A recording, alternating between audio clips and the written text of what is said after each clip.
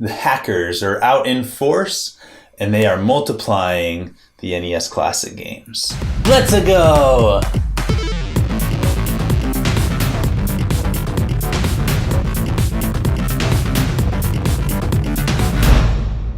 Simeon? Yes. It's kind of funny. I remember when the NES Classic Edition was coming out, we were asking questions, of course, like, will there be DLC or any other way to expand this library of 30 games? And Nintendo said no. And when Nintendo says no, people find a way. Yes. And that's what they've been doing. They do find a way. And the way they've been doing this, I looked it up and I found it interesting, is that He looked it up.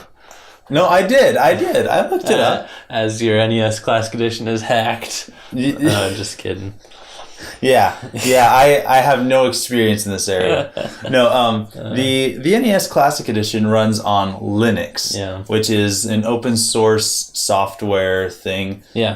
People... It's free. That's why people use it for cheap stuff. Absolutely. And it's very customizable. Yeah. My buddy Andrew, Andrew, he uses a Linux, and if you remember, I bought a Raspberry Pi. I know. And I finally have it functioning thanks to Andrew. Really? As an emulator. And so, yes, I know. All right, we'll get into that. Wow. We'll get into that, but it's similar to that in that it's a computer. Yes. As every console is, but it runs on Linux as opposed to and something else. Nintendo didn't protect it the best. There was an exposed micro, USB cord, and that's what they used to power the console. But that's not what the hackers are going to use it for, of course. So no. We're going to talk about, is it safe? Is it hard? Is it legal? Is it ethical? Was it inevitable? Yeah. Should we have seen this coming? And is it even anything special? Because, like you mentioned, there's other ways to do this kind of thing. Absolutely. So, is it safe? I researched this as well. If you save like the original installation or whatever you want to call it, the original software, you can actually put that on your computer, put the rest of the stuff on it. I don't know if we've explicitly mentioned it yet, but people are getting up to 700 games packed onto their NES Classic Edition, and not even all of them are NES games. They're getting N64 games, Sega Genesis games on there. So that's what they're using this hack for. So you can save your original software on your computer. As long as you don't delete it, you can put it back on the NES Classic Edition anytime.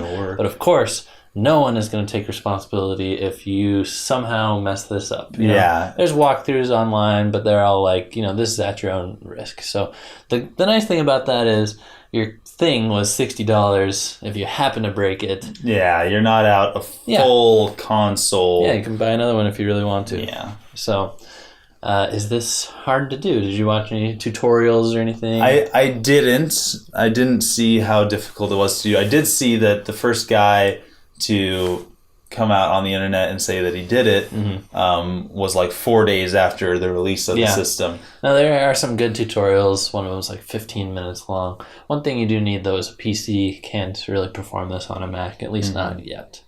So now we got to get into the legalities and the ethicalities. Yes. I know that some ROMs, which is the word for a digital copy of the game, basically. The image of the game. Yeah.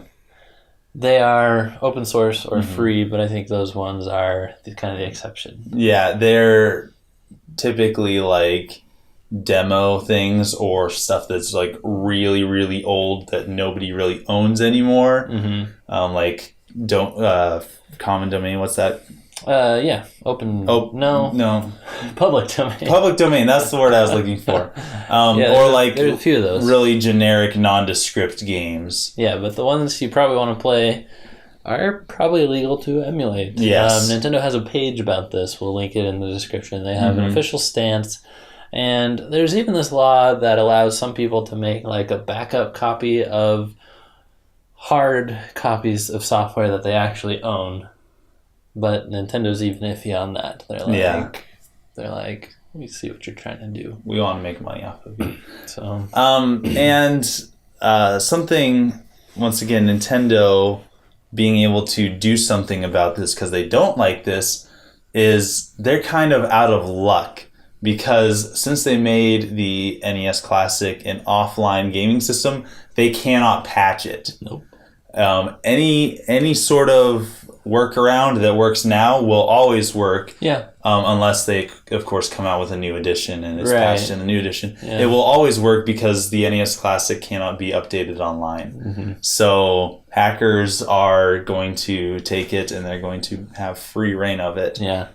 I think that they could have prevented this if they really want to, speaking to if this was inevitable. Mm-hmm. They could have hired hackers, what do they call those, white hat hackers, Mm-hmm. to give it a try. Mm-hmm. And they could have taken more precautions, but maybe they're not too worried about this. They're probably not. I mean, probably 0.5% of NES Classic Edition owners are interested in expanding it. right, and it's a 30-year-old console, Yeah. really, 30-year-old games. Any time that they sell one of these systems, they're making pretty much pure profit from it. Yeah. So, But it's nice to play on the NES Classic because it's an official Nintendo-produced controller, yes. and that's the best experience. But, Simeon, should we be doing this? Yeah. And this is... Well, I was saying, yes, that is the question.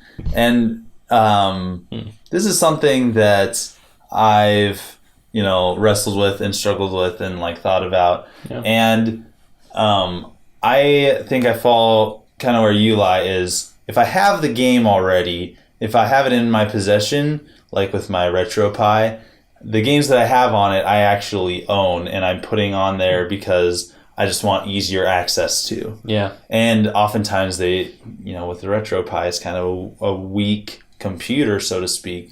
So certain games won't even run really well on it. Okay. So, it gives me that incentive to keep my original copies, but also gives me, the freedom of having it because I've already bought it.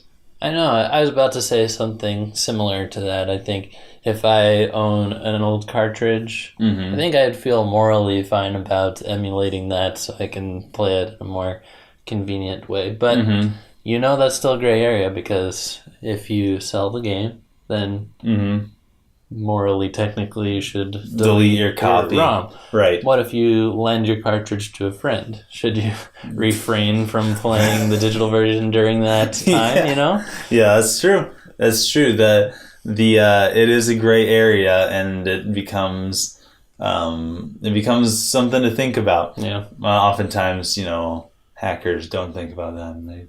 Something they gloss over. Yeah. But we won't judge you too much. All right. Anything else on this topic?